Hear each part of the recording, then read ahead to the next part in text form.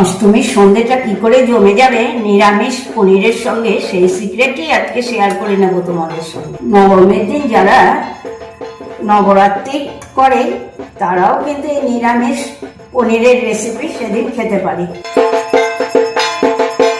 200 গ্রাম পনির, 1 চামচ গুঁড়ো, 1 চামচ কাসুরি মেথি, কেটে রাখা পনির গুলো, কিছু ক্যাপসিকাম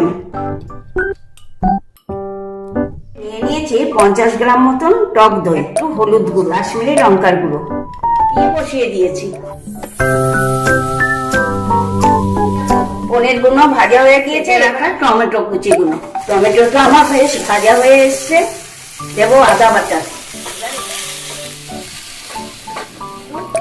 পোস্ত বাটা, একটু নুন, জলটা দিয়ে আমি 10 মিনিট মতো ফুটিয়ে নেব। ধনে পাতা কুচি। হয়ে গেল আমার নিরামিষ দিনে দুর্দান্ত পনির রেসিপি।